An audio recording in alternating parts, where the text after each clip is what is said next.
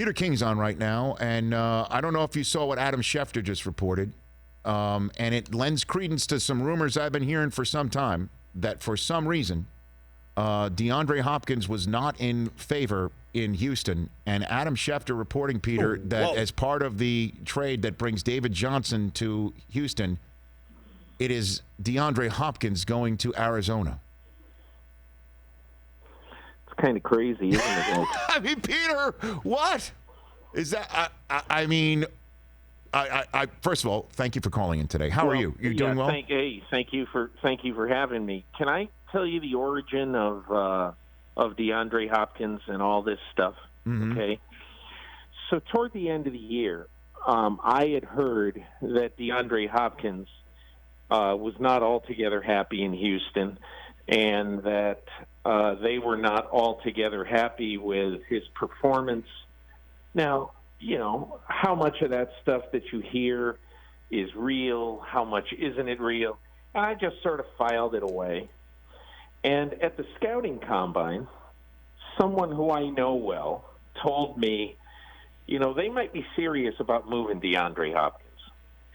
So I filed that away again. And so last week, when I was on the phone getting ready for this column, obviously this is a big column when you do the first week of free agency and along with the incredible confluence of events with the the new CBA and coronavirus. So I'm talking to a lot of people, and there was another team low in the first round of this draft that was actively working on DeAndre Hopkins in the last 7 days.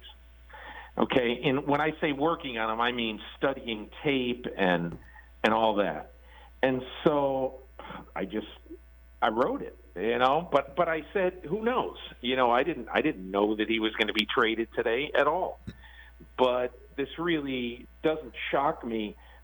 Now, look, there's got to be something else involved, and I think what else must be involved is a prominent draft choice, because Bill O'Brien desperately wants draft capital to rebuild his team. Well, I mean, John McClain, our good friend from Houston Chronicle, who knows everything about Houston sports and certainly the Texans, and this is why I love having you on right now, Peter, and I appreciate you calling in again and, talking about breaking news like this. John McClain says that it's DeAndre and a fourth to the Cardinals for David Johnson and a second this year and a fourth rounder next year. It is a fantasy football trade, essentially. You know, dude, this is actually happening right now, Peter. Well, I want you to think about this too. Everybody is going to say, "Oh my God, this is crazy, Bill O'Brien. This is a rapacious trade. It's horrible for Houston." But just remember a couple of things, all right? This is really important to remember. And again, look, you're telling me about this trade right now, and I didn't know when you just started talking to me about it. Right, sure. But everybody's going to say, "Oh my God, it just wasn't enough. It just wasn't enough." Well, I'll tell you why it seems like this isn't enough, and it's a very, very simple reason. Because DeAndre Hopkins is an eighth-year player. I think he's 28 years old this year. And if you look at what is so important about the market right now, there is no position in this draft, far and away, that has as many good players in it as wide receiver. And so if I'm looking at this right now, what I'm saying about it is that the most important element of this trade is certainly not David Johnson. It's that whatever it would be, the 35th pick overall or whatever the Cardinals, I don't even know what it is, 38th pick overall, I don't know.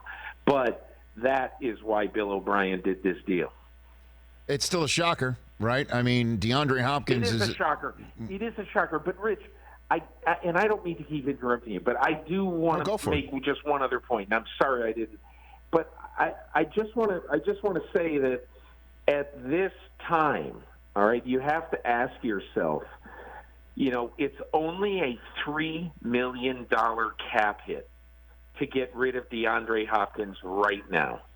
And if you feel like he has played his best football and he might be on the other side of that right now, if you feel that, and if you can get the 35th pick in a pretty good draft, knowing that you might be able to get the next DeAndre Hopkins. And if I'm not mistaken, DeAndre Hopkins was about the 27th pick in whatever it was, 11 or 12. So, I don't know. I maybe it's because I don't think of it in terms of, oh my God, I love DeAndre Hopkins as a player, and I really like him as a player. But I understand why Houston is doing this. Well, I got to tell you, just to fill in the blanks here, Arizona has the 40th overall selection in round 2. And yes, you're right. I mean, the wide receiving group was spectacular at the Combine, Peter. And, somebody like the Raiders sitting there at 12th overall might get their first might have their pick of the entire class because of how stacked the top 10 is and all of that. Isn't it interesting, Rich? Isn't it interesting that what we have seen with the wide receiver group in the last few years? Look at last year. Terry McLaurin, 76th overall. DK Metcalf, 64th overall. You get Deebo Samuel, second round pick, and obviously Tennessee with Brown. It's great. I'm with you, Peter. Great depth. I'm with you, Peter. But how many of those are going to blossom into DeAndre Hopkins? And I mean, you've got to sit here and think if you're an Arizona Cardinal fan, you're like, okay, Larry's coming back. Kenyon Drake did what he did.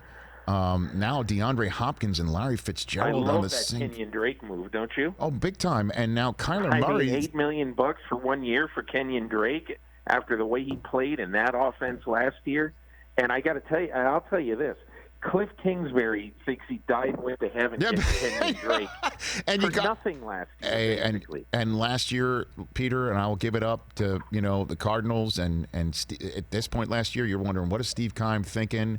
Why would they do this to Josh Rosen? And the way they handled it was something that needed to be, addressed. Right now, I'll tell you what, man, this is an incredible button pushed because David Johnson is significant, but less of a loss when you got Kenyon Drake, who you picked up, cents on the dollar in the middle of last season, and Kyler Murray coming off an offensive rookie of the year campaign with DeAndre Hopkins. I mean, come on. Yeah. That is major. And think of it, Rich. Do you know how motivated DeAndre Hopkins is going to be to stick it to the Texans? You gave up on me and all this stuff, even though I believe he wanted to go. But there's one other little point in this. If you're DeAndre Hopkins, aren't you thinking right now, hey, I got 3 years left on my deal? And it's at about 10 or 11 million or whatever. I forget what it is. Maybe like 12 million a year. And he's probably thinking, I want to get paid. So he's going to go to Arizona this year and be hugely motivated to have a very, very big year for the Arizona Cardinals. Peter King here on the Rich Eisen Show. Okay, Peter, I give you the floor on what the Dak Prescott franchising means. I don't think it means a lot other than the Dallas Cowboys have totally mishandled this situation. They screwed it up. Totally screwed this up. Rich, when you have a quarterback who's good and he's almost ready to get paid, you better pay him.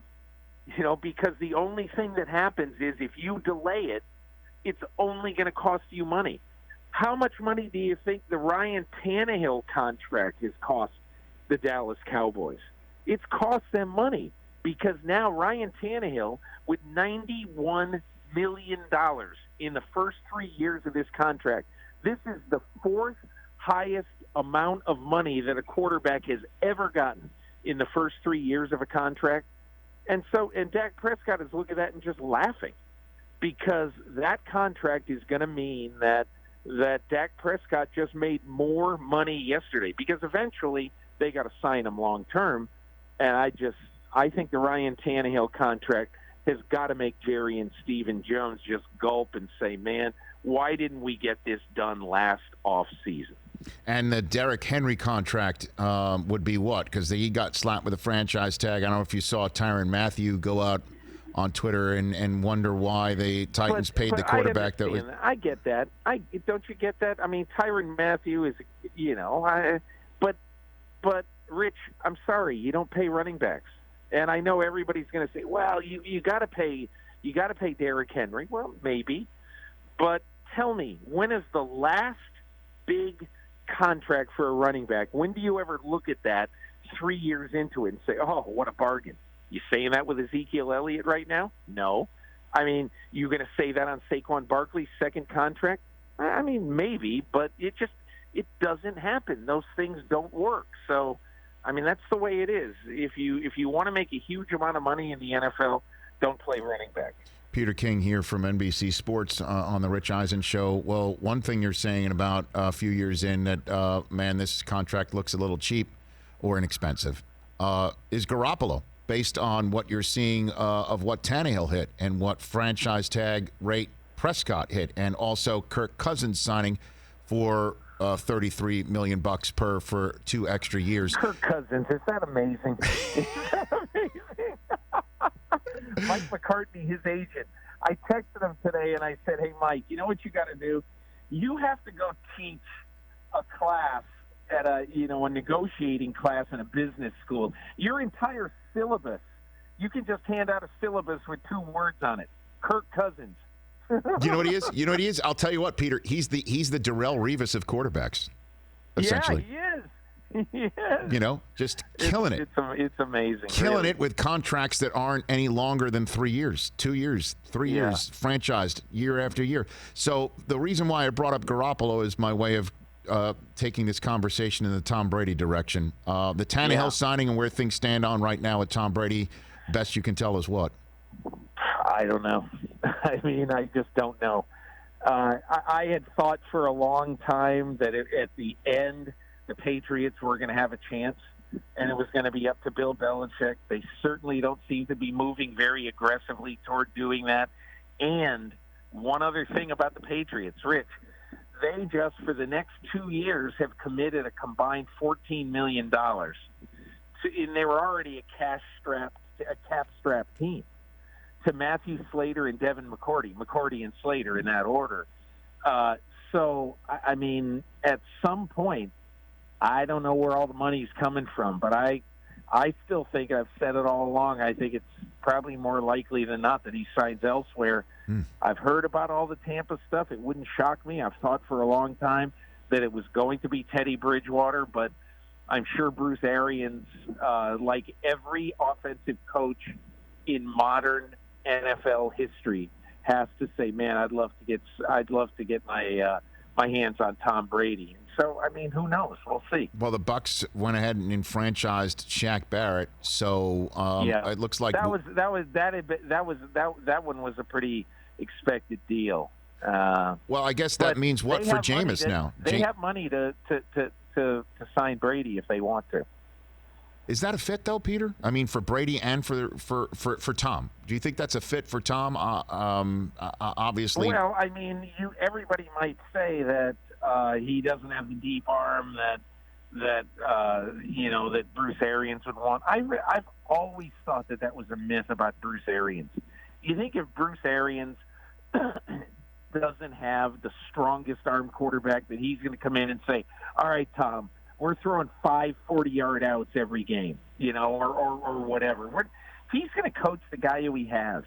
And if you think right now that Bruce Arians would like a strong-arm quarterback over a smart, winning quarterback, I think that's wrong. I've always thought that his offense fits everybody and is a delight for, a Brett Favre, Michael Vick arm. Okay, Brady doesn't have that right now.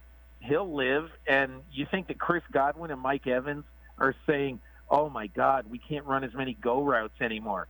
Their kids on Christmas, if they open up their free agent gift, and it's Tom Brady. So I don't think that everybody should be as hugely interested in what kind of deep arm Tom Brady at 43 is going to have. Well, I guess the way I was trying to say it, I should have put a finer point on it, was that, if it comes down to it, returning to New England, finishing his career as a Patriot, and knowing that you're always in a division and with a coaching staff and with a situation that you've got a chance to win it going in, as opposed to putting on pewter for the first time. And I'm not saying that's a bad thing. Just ask Warren Sapp and our buddies, Right. Lynch and Brooks, etc. I'm just pointing it out that it's just such a change that it would be always remembered he finished up with Tampa and not in New England, But, that he would make Rich, he'd make that decision.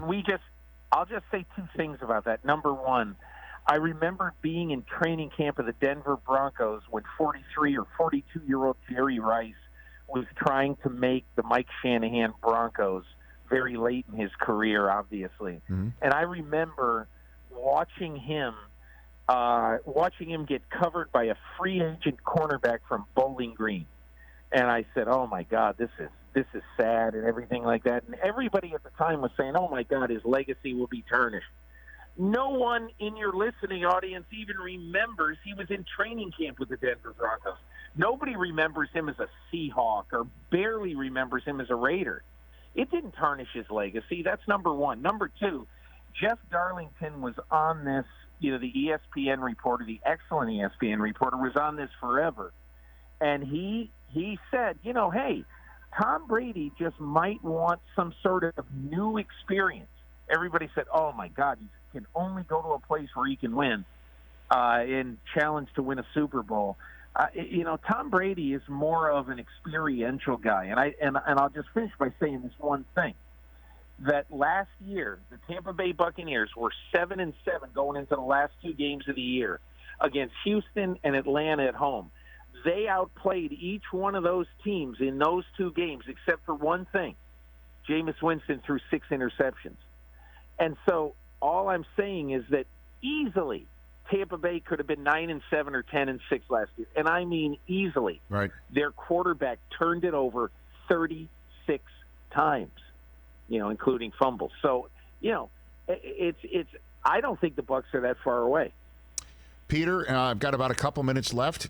Can you tell me if it's still, and by the way, it's just been amazing going down this wormhole, just talking sports, right? But is it possible? Really? Is it possible that the new league year still gets pushed because of everything that's going on in the world, Peter? Rich, I got the sense last night that the NFL was, had no intention of moving it, but they've gotten so much pushback. From not only the media, but from their general managers. I quoted 2 of them today who were outraged, just outraged. And Adam Schefter, I thought he was going to blow a fuse last night on SportsCenter when he was talking to Van Pelt about what he had heard. Either he's talking to the same people I'm talking to or something, but there were people last night who were incredulous that it wasn't going to be moved. Now, I think the NFLPA, and I think there are some owners also who believe that, hey, look, when is it going to be a good time in the next 2 months to conduct our regularly scheduled business? And I'm not defending them. I'm saying that here is what I was hearing yesterday. Not only this is an outrage, but others saying, we got to conduct our business, and we don't want to be having free agency on July 8th and the draft on July 29th, So I can see it both ways, but I certainly see that the NFL is in the horns of a dilemma here. Just my gut feeling is they're going to go ahead with it as normal now that they've started the tampering period. Peter, thanks for the call. You well, and everybody else being well, hunkered down? Yeah, everybody's good. We're hunkered down in Brooklyn, and okay. And if this is as bad as it gets, I think we can all handle it. Right back at you, Peter. Thanks for the call. We'll chat soon, hopefully. Thank you, Rich. Right back at you. Peter King, at Peter_King on Twitter.